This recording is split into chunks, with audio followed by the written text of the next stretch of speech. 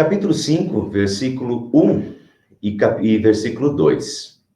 É Pedro que está falando, né? Então, Pedro diz: portanto, apelo para os presbíteros que há entre vocês e faço na qualidade de presbítero como eles, a testemunha dos sofrimentos de Cristo, como alguém que participará da glória a ser revelada. Então veja que é Pedro, né, o apóstolo Pedro, o líder da igreja primitiva, né, esse apóstolo querido de Jesus, que provavelmente foi o líder dos primeiros tempos do cristianismo ali entre os discípulos, né, assume esse papel de liderança. E Pedro se coloca no papel numa posição de igualdade.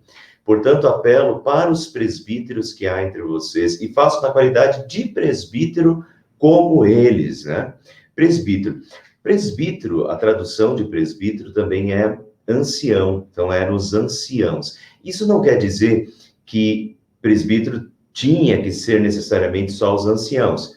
Por exemplo, Timóteo era um pastor novo, né? A gente vê isso pela carta de Paulo a Timóteo, até Paulo diz que ninguém despreze a tua juventude, a tua mocidade. Então, Timóteo era um pastor novo, um presbítero novo.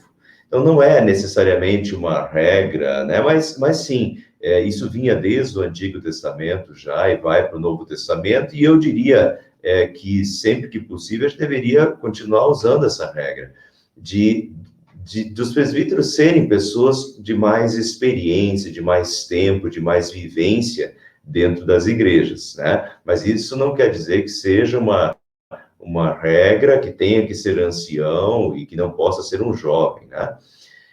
Depois a gente vai ver algumas características dos presbíteros.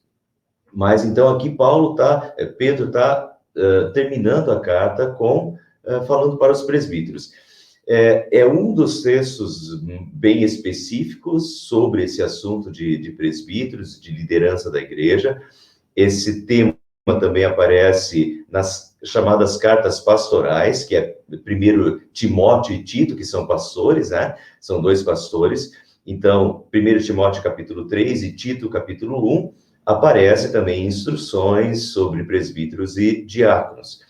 Mas esse texto aqui, sem dúvida, se soma aos outros textos, as cartas pastorais de Paulo, como algumas das diretrizes que a Bíblia dá para os presbíteros, né?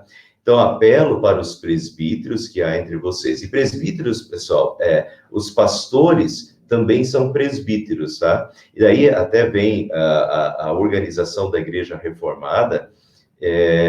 A Igreja Reformada se organiza em presbíteros e diáconos. De onde ela tira isso? Tira da Bíblia, 1 Timóteo capítulo 3, Tito capítulo 1, a organização das igrejas deveria ser com presbíteros e diáconos. É assim que Paulo ensina para Timóteo e para Tito, para constituir a igreja nos locais, né? Tito até está constituindo a igreja em Creta, na ilha de Creta, e Paulo então dá essas diretrizes. Olha, coloque presbíteros aí, né? Essas igrejas novas era a liderança da igreja local. Depois o apóstolo Paulo ia embora, ele era um missionário, ia para o próximo local. Esses presbíteros eram aqueles que tomavam conta do rebanho de Deus naquele local. Mas os presbíteros os pastores também são presbíteros, assim como aqueles eleitos para serem presbíteros. O pastor só tem uma vocação e uma vocação de levar a palavra e administrar os sacramentos, mas ele é um com os demais presbíteros, com uma função especial dentro do conselho da igreja, né? Mas então aqui não é só para pastores, são pastores e os presbíteros, esses anciãos, esses líderes da igreja.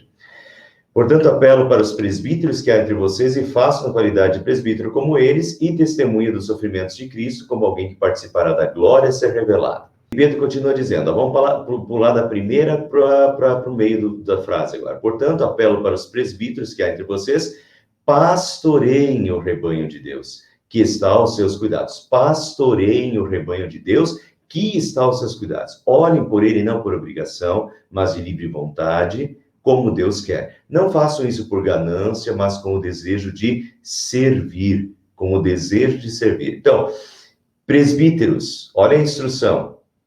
pastoreiem o rebanho de Deus. O rebanho são as ovelhas do bom pastor. O que é a igreja? A igreja é o rebanho do bom pastor, as ovelhas que seguem o bom pastor, né?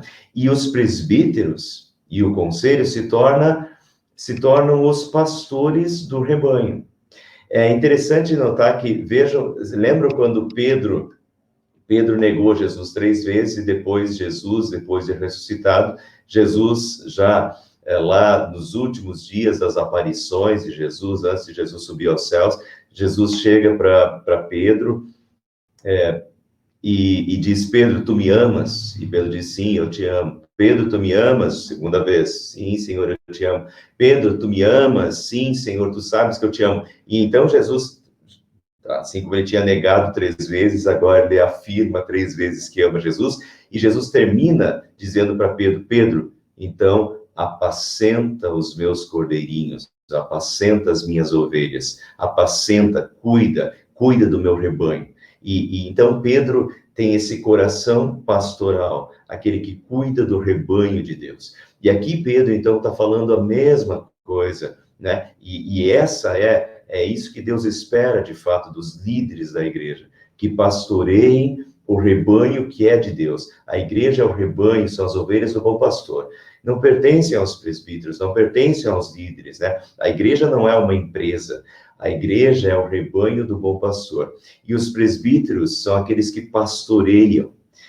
Assim como Jesus é o bom pastor, os presbíteros são aqueles que pastoreiam esse rebanho do bom pastor aqui na terra. Pastoreiam o rebanho de Deus que está aos seus cuidados. Então, aqueles que assumem liderança na igreja, eles assumem o papel de serem cuidadores, né?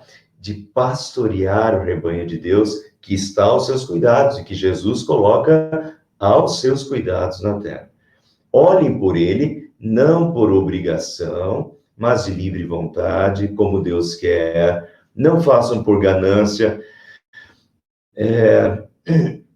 Tem muitas igrejas hoje que tem muitos pastores e lideranças e igrejas hoje que deveriam ler melhor esse texto aqui, né? Não façam isso por ganância. Hoje até se brinca que pequenas igrejas, grandes negócios, né? Infelizmente, tem alguns pregando a palavra de Deus e organizando igrejas para ganhar dinheiro por ganância e não pelo rebanho de Deus, necessariamente, né? Pessoal, prestigiem igrejas sérias, viu? Igreja séria é uma igreja que presta relatórios das finanças, das ofertas que são destinadas. Então, eu admiro as igrejas. Isso não quer dizer que as igrejas mais recentes não tenham isso. Então, observe se tem. Mas eu admiro as igrejas mais históricas aí. Eu conheço a luterana, a presbiteriana, a reformada. São igrejas que sérias, administradas, que prestam relatórios, que prestam contas das ofertas destinadas, né? Prestigiem igrejas assim, que prestam contas, e não assim aquelas igrejas que o pastor né, é aquele que manda em tudo, e também você nunca sabe para onde foram as ofertas e tudo, e paira no ar aquela dúvida. Mas, enfim, não façam por ganância, mas com o desejo de servir. A gente serve a Deus e está a serviço de Deus, e os pastores e os presbíteros e a liderança da igreja estão num papel de liderança como representantes de Deus na terra e para servir a Deus, cuidar do rebanho de Deus, que é um privilégio e uma responsabilidade, servir a Deus e servir aos outros ao mesmo tempo. E Pedro continua: não hajam como dominadores, a boa instrução, e que sempre, de novo, a gente tem que relembrar, né? Não hajam como dominadores, como tem muita igreja que tem cacique, né? Tem aqueles caciques. Às vezes os pastores são meio caciques, e às vezes até pessoas dentro dos conselhos das igrejas, das lideranças da igreja, às vezes pessoas com personalidade muito forte se tornam caciques e dominadores. E daí a gente tem que sempre lembrar que a igreja é de Deus, não é nossa, não é minha, eu não posso fazer com ela o que eu quiser, não é a minha vontade, mas é a vontade de Deus que tem que prevalecer, né? Então, a gente tem que sempre lembrar da humildade de que a igreja de Deus, ele é o bom pastor, eu estou a serviço dele e tenho que seguir as suas ordens, né? E não posso me tornar um dominador. Eu não estou ali para ser servido, eu estou ali para servir na liderança da igreja. Não hajam como dominadores os que lhes foram confiados, dos que lhe foram confiados. Quem confia é Deus. O bom pastor confia a liderança, né, terrena. Mas como exemplos para o rebanho. Quando se manifestar o supremo pastor, vocês receberão a imperecível coroa da glória. Quando se manifestar o supremo pastor. Jesus é o supremo pastor. E isso sempre precisa estar muito claro para a liderança da igreja. Jesus é o supremo pastor. E eu, como pastor, ou os presbíteros como pastores do rebanho, servem ao pastor. São representantes do pastor e têm que espelhar a bondade do pastor e as atitudes do supremo pastor para o seu rebanho aqui, sendo inclusive exemplos. E aqui eu quero destacar, além de servir ao Senhor, a última frase estimula o serviço. Com isso, eu estou querendo estimular pessoas, quando convidadas, ou votadas, indicadas para cargos de liderança, pessoal, não pensem logo em desistir, em não aceitar, né? Pensem, pelo contrário, em aceitar. Vejam, além de servir ao Senhor, primeiro que nós estamos servindo ao Senhor. Isso é um privilégio. E o chamado da igreja é um chamado divino. Então, além de servir ao Senhor, do privilégio de poder servir ao Senhor, junto ao rebanho do bom pastor, ser chamado pelo bom pastor para servi-lo, né? No rebanho, no seu rebanho aqui na terra, que já é um privilégio por si, mas além de servir ao Senhor, a última frase do texto estimula o serviço. Quando se manifestar o supremo pastor, vocês receberão a imperecível coroa da glória. Que maravilhosa promessa, né? Não é fácil, não vou dizer que é fácil ser presbítero, não é fácil estar num cargo de liderança, tá? Não, sem ilusões, sem utopias, não é fácil. Mas que maravilhosa promessa, né?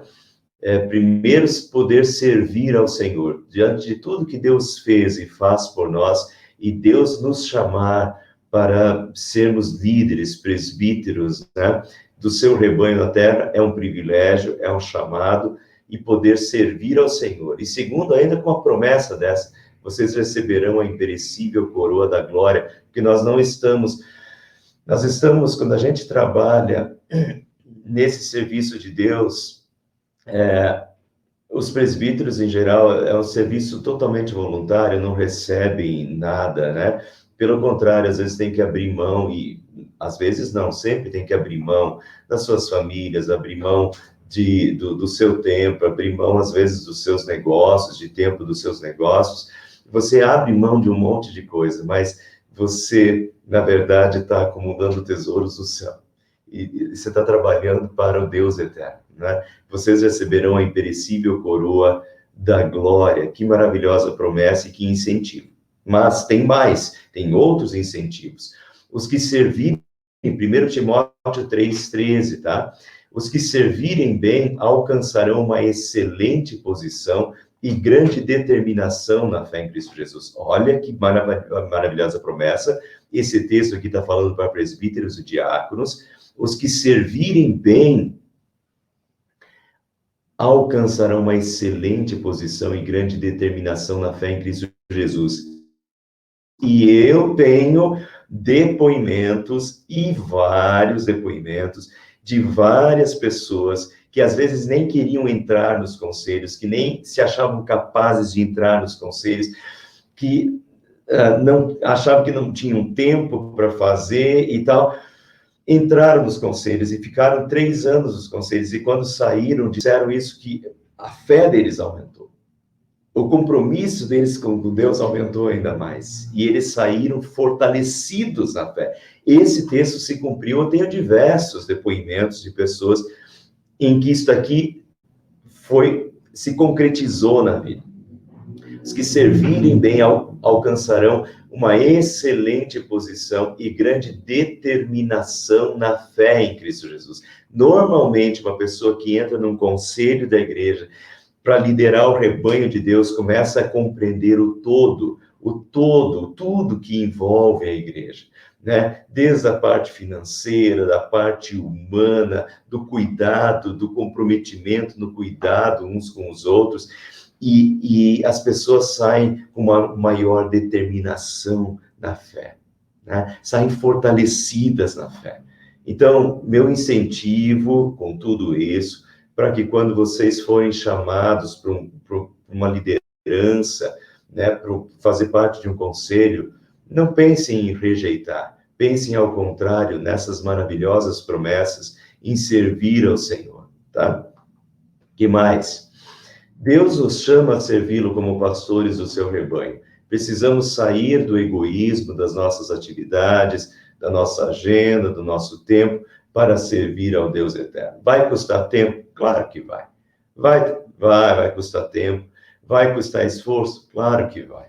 Sim, mas é a serviço do Senhor que tudo te deu. Isso, tem que sair do egoísmo, tá? Sair só de pensar no aqui e agora, no seu tempo, nas suas coisas, e pensar em servir a Deus. Você foi chamado para servir a Deus durante um tempo.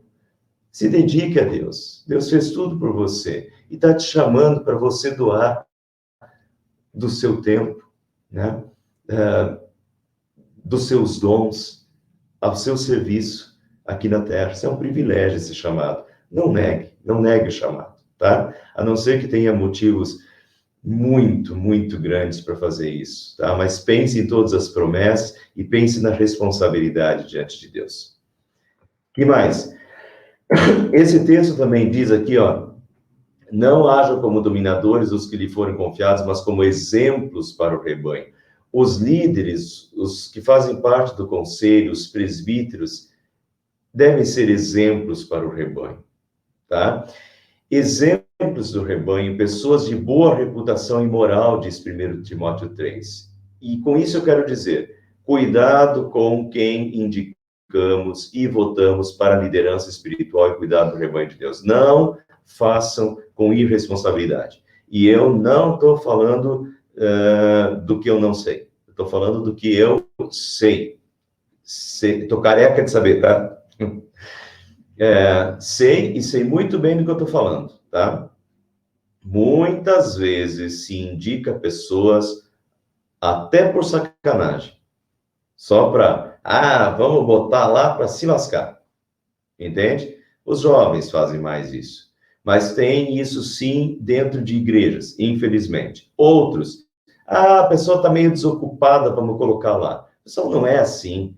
É uma função de liderança espiritual. Quem pensa assim está, primeiro, completamente enganado. Eu não tenho tempo para pegar isso aqui, mas quem pensa assim, leia 1 Timóteo capítulo 3 e Tito capítulo 1 e veja tudo o que um presbítero deveria ter, ou quais são as características que um presbítero deveria ter. Porque um presbítero, ele vai ser um pastor do rebanho de Deus. É uma questão de responsabilidade, tá? Então, a gente tem que, em geral, nas igrejas né, da igreja reformada é assim, na igreja luterana é assim, acredito que na presbiteriana também é assim, pessoas são indicadas, né? Então, começa por aí, na indicação. Veja quem você vai indicar. Não é qualquer um. São pessoas que são exemplos para o rebanho. São pessoas, diz 1 Timóteo 3, pessoas de boa reputação e moral. Pessoas de boa reputação e moral. Então, é pensar, é refletir, não é escolher os desocupados, não é escolher por sacanagem, com total responsabilidade, pensando que isso é a igreja de Deus na terra, e a liderança são os pastores do rebanho de Deus na terra, tá? Com total responsabilidade. Quando você for indicar, indique alguém que seja um exemplo, alguém que você veja uma liderança espiritual na igreja, para funções do conselho, para funções de liderança, tá? Que mais? Por fim, orar pelos líderes e pastores do rebanho, apoiá-los para que façam isso com alegria e não gemendo, como diz o versículo bíblico, né? Ore pelos seus líderes. Nem sempre é fácil. Geralmente não é. E, pelo contrário, pode ter diversas tentações, inclusive a liderança. Como Pedro até está levantando algumas questões aqui que eram dificuldades na época. Até hoje tem pastores que são pastores e presbíteros que são dominadores. Até hoje tem alguns que fazem por ganância. Enfim, Pedro não está levantando à toa esses assuntos aqui. Tudo isso acontece dentro das igrejas. Então, muita responsabilidade com isso, mas também muita oração. Orem pelos líderes. E tem vários livros hoje que já se preocupam. O título de um livro, por exemplo, Quem Cuida dos Cuidadores? Quem cuida dos cuidadores? Né? Se preocupe com a liderança. Não deixe eles isolados. Se ofereça para ajudar. Elogie, mas ore, apoie, ore por eles. Tá? Ore para os pastores, ore para os presbíteros, ore para o conselho da sua igreja, ore pela liderança da sua igreja. Apoie, tá? Para que eles façam esse trabalho com alegria e não gemendo. E para terminar isso daqui, mais um versículo. Da mesma forma, jovens, sujeitem-se aos mais velhos, sejam todos humildes e tal. Vamos parar por aqui, vamos pegar desde o início. Da mesma forma, jovens, sujeitem-se aos mais velhos. Coloquei entre presbíteros, porque se vocês observarem nas Bíblias de vocês, o texto diz assim, da mesma forma, jovens, sujeitem-se aos mais velhos. Mas tem lá uma referência que te leva lá ao pé de página, e no pé de página vai dizer presbíteros, tá? Por quê? Porque a tradução de presbíteros é anciãos. Então, provavelmente, o que Pedro está fazendo aqui é essa contraposição dos anciãos, os presbíteros anciãos, com os jovens, né? E o que ele está falando aqui, da mesma forma, jovens, sujeitem-se aos anciãos, sujeitem-se aos presbíteros, sujeitem-se. E essa palavra, sujeitem-se, ela vem aparecendo na carta de Pedro. Pedro, lá no capítulo 3, ele vai dizer, sujeitem-se às autoridades, sujeitem-se ao governador, ao presidente, né? Às autoridades civis. Depois ele vai dizer, mulheres, sujeitem-se aos seus maridos. E os servos, empregados, sujeitem-se aos seus patrões. Então, essa sujeição, essa palavra, ela vem acontecendo. E agora ele aplica isso aos jovens. Jovens, sujeitem-se aos mais velhos. E isso, de novo, eu já vi diversas vezes nas igrejas. Os jovens são muito presunçosos, os jovens são muito arrogantes e acham que eles sabem. E que acham que as ideias, tendem a achar que as ideias dos mais anciãos são sempre ultrapassadas e que eles fariam melhor. Lê do engano. Totalmente errado. Olha, poucas vezes eu acho que isso está certo. Talvez os mais de mais idade podem ouvir e devem ouvir e geralmente até ouvem. Nem sempre seguem o que os mais jovens querem, mas ouçam os mais velhos, os anciãos da igreja, presbíteros, ouçam os mais jovens. Agora, os jovens, achar que sabem sempre melhor, é um total engano, né? É aquela inexperiência total de achar que sabe mais do que uma pessoa de mais idade, que já viveu às vezes, gerações dentro da igreja, né? Então, a mescla é até interessante. Uns 3 meses atrás, aí, numa reunião maior, não da minha igreja, mas eu até ouvi uma pessoa de 70 anos falando assim, poxa, a gente tem que sair, deixar os mais jovens entrar nesse departamento. Eu não tive tempo para falar com ele naquela vez, e o assunto era outro, mas ele está enganado e ele está se sentindo mal, achando que que ele está velho demais, ou que as ideias... Não, e é uma pessoa de grande experiência na igreja. Olha aqui, ó, sujeitem-se aos mais velhos. Sejam todos humildes uns para com os outros. A questão é humildade, porque Deus se opõe aos orgulhosos, mas concede graça aos jovens. Sejam humildes e sujeitem-se aos mais velhos. Respeito dentro da igreja. Respeito às cãs. Respeito aos cabelos brancos. Respeito à experiência. Tá? Troca de informação, sim. Mas desfazer dos mais velhos, não. Sujeição. Humildade e sujeição. Principalmente quando eles são os líderes eleitos, né, para o conselho da igreja, sujeição, né, a esses líderes. É isso que Pedro está dizendo para a igreja aqui. E eu acho que é muito atual para as igrejas de hoje também. E por fim, nessa parte aqui, lancem sobre ele toda a sua ansiedade, porque ele tem cuidado de vocês. Esse versículo aqui, ele é tema de diversas músicas, né? Lança os teus cuidados sobre o Senhor, e assim vai. Tem diversas músicas que falam sobre esse versículo, belíssimo versículo, e consolador, e que a gente tem que usar mais, e que a gente tem que botar mais em prática. Lancem sobre ele toda a sua ansiedade, porque ele tem cuidado de vocês. Às vezes a gente acumula, e a gente, ao contrário de lançar sobre o Senhor, a gente está querendo carregar sozinho, carregar sobre os nossos ombros fardos que a gente não tem capacidade para carregar, e Deus quer nos ajudar, né? E aqui de novo, porque isso já aparece nos evangelhos, mas lance sobre ele toda a sua ansiedade. Compartilhe isso com Deus. Deixe isso, tudo que te aflige, as suas ansiedades, deixe com Deus, porque Deus cuida de ti, né? Compartilha com Deus, não queira carregar sozinho. Compartilha com Deus, lança os teus cuidados sobre o Senhor, porque Ele tem cuidado de você. Vamos para a parte final. Agora entra esse famoso versículo que só aparece em Pedro. E sejam alertas e vigiem, o diabo, o inimigo de vocês, anda ao redor como um leão, rugindo e procurando a quem possa devorar.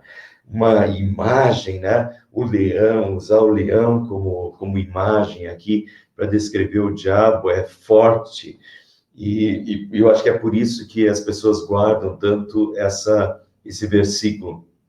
O diabo, o inimigo de vocês, anda ao redor como um leão, rugindo, procurando quem possa devorar. Muito bem, vamos só começar hoje, e infelizmente, dentro das igrejas, tem muita gente que acha que o diabo não existe mais, né? Acha que o diabo é uma invenção da igreja, e não acredito que o diabo exista. Muito bem, eu diria o seguinte: quem acha isso, por que acha? Qual é o fundamento para achar que o diabo não existe? Porque, biblicamente, não tem fundamento nenhum isso, né? Pelo contrário, o diabo aparece no Antigo Testamento, desde Gênesis, Jó, no Antigo Testamento, no Novo Testamento, o diabo aparece. Vários escritores bíblicos falam sobre ele, e principalmente Jesus. E eu quero mostrar isso para vocês. Então, biblicamente, não há fundamento algum para acreditar que o diabo não existe, tá? Nenhum. Isso, os outros, os de fora, dizem isso. Mas alguém de dentro da igreja achar que o diabo não exista, eu já vou mostrar o que eu penso sobre isso, tá? Eu acho que essa é a artimanha do diabo. Foi convencido pelo pai da mentira. Mas vamos lá. Apocalipse. Veja como Apocalipse chama o diabo. 5 nomes. O grande dragão, a antiga serpente, chamada diabo, Satanás, que engana o mundo, que é um enganador. 5 designações. Apocalipse, capítulo 12, o último livro, né? Então, o antigo dragão, a antiga serpente, diabo, Satanás, que engana tudo. Apocalipse. Gênesis, capítulo 3, começa com o diabo. Apocalipse termina com o diabo. Entende? Então, vamos lá. Mas, aqui está, para mim, o principal versículo que, para mim, encerra a questão. Você, eventualmente, alguém poderia dizer assim, mas será que no Antigo Testamento não foi entendido errado? Eu diria assim, tem algumas coisas que no Antigo Testamento foram compreendidas erradas. Os judeus compreenderam algumas coisas erradas e Jesus os corrigiu, né? Mas vamos lá.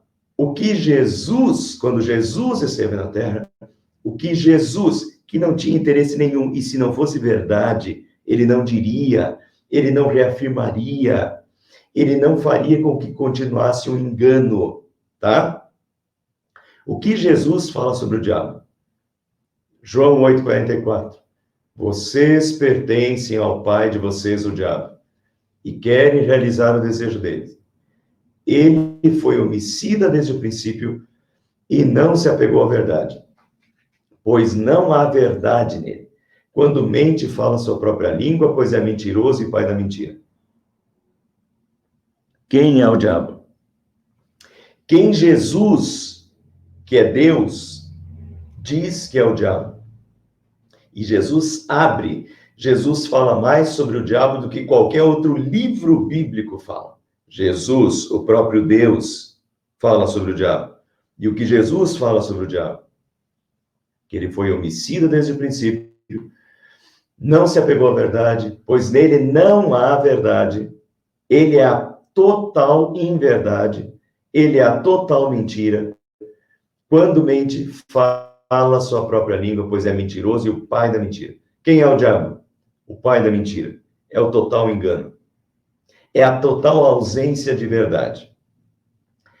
E agora, pessoal, agora vem. Quando vocês entendem o que Jesus falou sobre o diabo, que o diabo é o pai da mentira, como é que ele começou lá no Jardim do Éden, Adão e Eva? Mentindo, iludindo, oferecendo uma coisa que parecia ser boa, mas era completa mentira, era completo engano. E lascou com Adão e Eva. Lascou com Eva com Adão e assim foi. E até hoje é da mesma forma, é o pai da mentira, oferece mentiras como se fosse uma verdade. O bom mentiroso sempre mente como se fosse uma verdade. E é isso que Satanás faz, é isso que o diabo faz. Mente como se fosse uma verdade. Conta uma mentira como se fosse uma verdade. E a maior e melhor mentira que ele inventou é de que ele não existe. Compreende? Você acredita que o diabo não existe? Perfeito. Perfeito para ele. Ele, o pai da mentira, te convenceu que a mentira é verdade. Mentira. De Gênesis a Apocalipse, o diabo está lá. Perpassando diversos livros, diversos escritores, e o próprio Jesus, o Deus eterno na terra, falou sobre o diabo e disse que o diabo existe. E caracterizou o diabo. O diabo é o pai da mentira. Maior mentira, contada como se fosse uma verdade, é convencer, quando ele convence pessoas de que ele não existe. Porque se ele não existe, as pessoas não precisam tomar cuidado com ele. O que é o contrário da verdade. Porque a verdade é que a gente tem que tomar cuidado com ele sim. Veja a continuação do texto. Estejam alertas e vigiem. Que é a mesma coisa no início de 1 Pedro capítulo 2, ele diz assim, sede sóbrios e vigilantes. Sóbrios, que é o contrário de bêbado. O bêbado está lá, não sabe o caminho, não sabe, né? Se deixou embebedar. Não se deixe embebedar. Sejam sóbrios, vigilantes, estejam atentos, sejam alertas e vigiem, diz Pedro. Porque o diabo, o inimigo de vocês, anda ao redor, rugindo e procurando alguém que possa devorar. E daí Pedro diz, resistam-lhe permanecendo firmes na fé. Resistam ao diabo, permanecendo firmes na fé. Como é que se resiste? permanecendo firmes na fé. Deixa eu mostrar outros versículos bíblicos para vocês sobre essa mesma verdade. Tiago 4, 7, 8 diz: portanto, submetam-se a Deus, resistam ao diabo, e ele fugirá de vocês. Aproximem-se de Deus, e ele se aproximará de vocês. Vejam que o termo é o mesmo: resistam ao diabo, resistam-lhe, o diabo, o inimigo de vocês. Resistam ao diabo, ele fugirá de vocês. Mas antes ele disse: portanto, submetam-se a Deus. Como é que a gente resiste? Se submetendo a Deus. Nós precisamos nos submeter a Deus. É fidelidade a Deus. É colocar Deus em primeiro lugar. Isso significa a fé em primeiro lugar, né? A incredulidade, que é própria do diabo, da ausência de fé, através do qual ele nos tenta, entende? Submissão a Deus. Submetam-se a Deus. Aproximem-se de Deus e ele se aproximará de vocês. Como é que a gente resiste ao diabo? Se aproximando de Deus. Aproximem-se de Deus e ele se aproximará de vocês. Submetam-se a Deus. E assim vocês permanecerão firmes na fé e vão conseguir resistir às tentações. Efésios 4, 27. Quando vocês ficarem irados, não pequem. Apaziguem a sua ira antes que o sol se ponha e não deem lugar ao diabo. Vejam aqui uma forma muito concreta de tentação. Quando vocês ficarem irados, não pequem. Apaziguem a ira antes que o sol se ponha e não deem lugar ao diabo. Porque a ira, a raiva, dá lugar ao diabo. A tentação, cai na tentação. Aí guarda rancor, guarda mágoa, raiva, ódio e vira uma desgraça, né? Deu sopa, deixou o mal entrar, deu lugar ao diabo. Tá vendo? Resistam ao diabo. O diabo faz uma bagunça quando a gente não se submete a Deus, não se aproxima de Deus e deixa ele, com as suas maldades, ocupar a vida. Efésios 6, 10 e 11. Vejam quantos versículos bíblicos, né? Fortaleçam-se no Senhor e no seu forte poder. Deixa eu só colocar um pouquinho mais para cá que eu não estou conseguindo ler. Vistam toda a armadura de Deus para poderem ficar firmes contra as ciladas do diabo, pois a nossa luta não é contra seres humanos, mas contra os poderes e autoridades, contra os dominadores deste mundo de trevas, contra as forças do mal nas regiões celestiais. De novo, veja que passagem clara, né? As forças, a nossa luta não é contra carne e sangue, contra seres humanos, mas contra as forças espirituais do mal. Então, quando o diabo consegue nos convencer que ele não existe, você acha que não tem luta espiritual, né? Não há luta espiritual a ser vencida, quando, na verdade, já está acontecendo a luta espiritual e você já está perdendo, porque você acha que não tem luta espiritual, porque você acha que o diabo não existe. Entende como ele trabalhou e te tirou da verdade, e te tirando da verdade, te afasta de Deus e te afasta de tudo. Entende? Então, é importante isso, tá? E quantos textos falam sobre a mesma realidade? Então, terminando, estejam alertas e vigiem. O diabo, o inimigo de vocês, anda ao redor como um leão que ruge procurando alguém para devorar. E sejam alertas e vigilantes a todas as inverdades do diabo que impregnam a cultura, a sociedade, a economia, a política, as ideologias. O pai da mentira está agindo em tudo isso, na cultura, na sociedade, na economia, na política, nas ideologias. O pai da mentira está em atuação. A nossa luta é contra os seres espirituais, contra as forças espirituais do mal que agem em tudo isso que está à nossa volta, fazendo com que a gente caia nas tentações e nos afastando de Deus. Resistam-lhe, permanecendo firmes na fé. Permaneçam firmes na fé, firmes em Deus, na palavra de Deus, para diagnosticar o erro, para conseguir diagnosticar onde está o problema. Se você não lê a Bíblia, se você não conhece a palavra de Deus, você vai cair igual o patinho nas tentações, porque não vai conseguir identificar onde está a tentação. Então, leitura da Bíblia, fé, né, para conseguir identificar as tentações e então resistir, firme na fé, resistir ao diabo, resistir à tentação. Sabendo que os irmãos que vocês têm em todo o mundo estão passando pelos mesmos sofrimentos, diz Pedro. E aqui é legal a gente ver isso, né? Não estamos sozinhos nos sofrimentos. As mesmas tentações, pessoas do mundo inteiro, nossos irmãos no mundo inteiro estão passando pelas mesmas tentações. O diabo está tentando da mesma forma. E está causando os mesmos sofrimentos a cristãos do mundo inteiro. Nós não estamos sozinhos. E por isso, pessoal, eu coloquei ali que a importância de participar das comunidades de fé, das igrejas, onde se compartilha as dores e as cargas. Nem sempre eu acho que a gente faz tanto quanto poderia ou deveria. Talvez deveria mais, e aí a importância de ter grupos menores que a gente pode conversar e pode se abrir e pode dialogar sobre assuntos, né? Porque daí, quando a gente começa a conversar, a gente vê que as outras pessoas também passam pelos mesmos dilemas que a gente, pelas mesmas tentações que a gente, pelas mesmas provações que a gente, e um pode fortalecer o outro. E essa troca, e essa comunhão, é um fortalecimento mútuo. As igrejas são lugares em que o rebanho unido, né? O rebanho se fortalece um ao outro, chora com os que choram, sorri com os que sorriem.